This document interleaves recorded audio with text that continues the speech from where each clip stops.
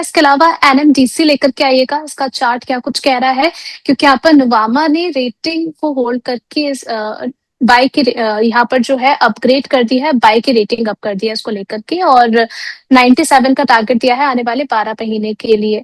Ma'am अगर यहाँ पर आयरन ओर प्रोडक्शन देखें तो उसमें शानदार ग्रोथ हमें देखने को मिली थी, लेकिन अगर हम एबिटा की बात करें तो वो ब्रोकरेज एस्टिमेट से कुछ दबाव पे देखने को मिला था। आपकी राय एनएमडीसी को लेकर के क्या रहेगी? जी, जैसे कि आपने बोला कि आयरन और प्रोडक्शन 26% बढ़ी है डेफिनेटली, लेकिन सेल्स और पैट सिर्फ 2% ही ग्रो हुए हैं। ये एक इन्वेंट्री बिल्डअप का इंडिकेशन है कि इस पर्टिकुलर स्टॉक में हमने काफी हेवीली स्टडी किया है, इस वजह से हमारे पास जो सारे डेटा पॉइंट्स है वो रेडी है। डोमेस्टिक स्टील डिमांड और कैपेसिटी एक्सपेंशन सपोर्टिव डेफिनेटली है इस पर्टिकुलर स्टॉक में, और यही कारण हो सकता है कि अब सारे ब्रोकरेज हाउसेस भी इसका एक बाय इंडिकेशन दे रहे हैं। बट स्टिल एक कॉशन है, एक वर्ड ऑफ कॉशन है।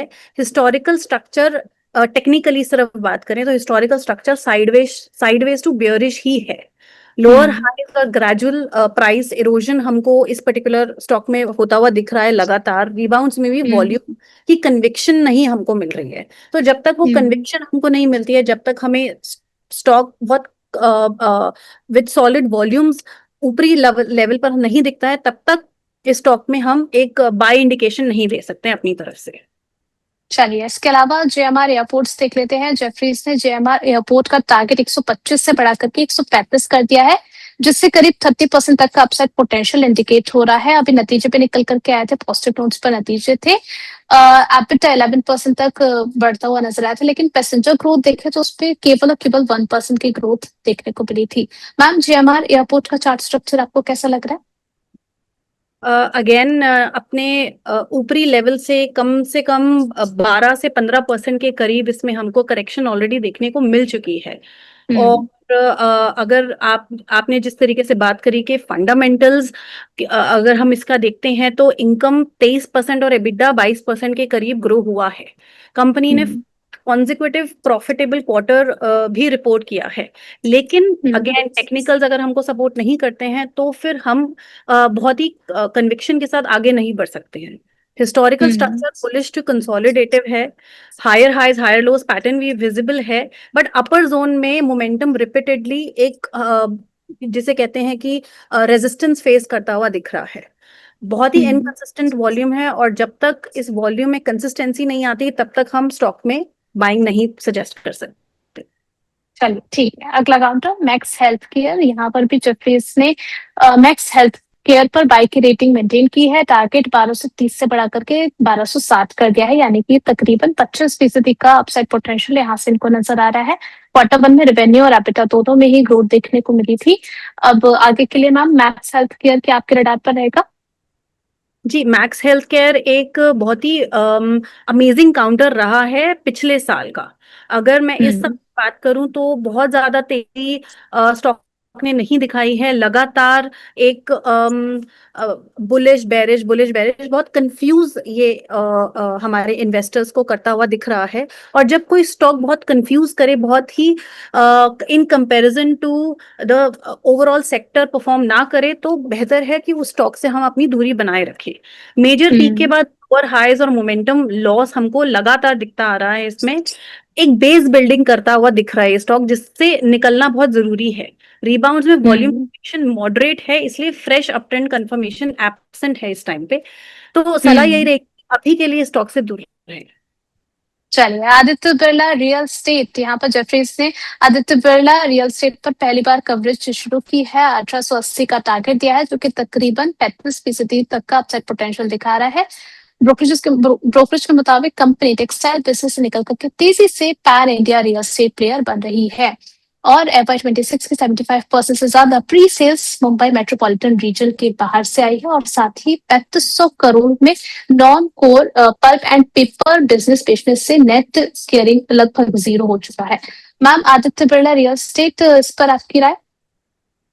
जी, आदित्य बिरला रियल एस्टेट जो कि अभी 1437 अगर मैं बात करूं इस पर्टिकुलर स्टॉक की, तो एक रेंज, अगेन एक रेंज बाउंड ही स्टॉक्स हमको बहुत ज्यादा दिख रहे हैं।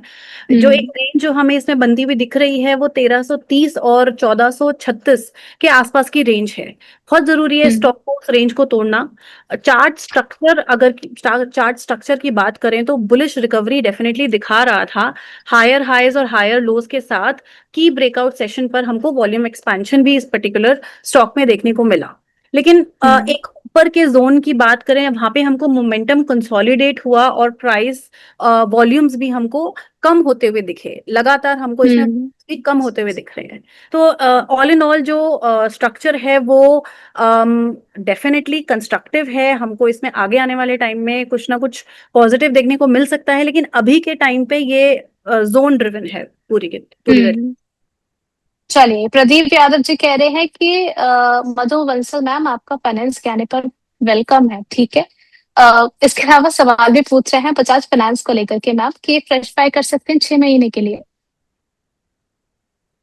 जी, बजाज फाइनेंस में अभी करंटली अगर हम बात करें तो एक गैप डाउन हमें देखने को मिला था।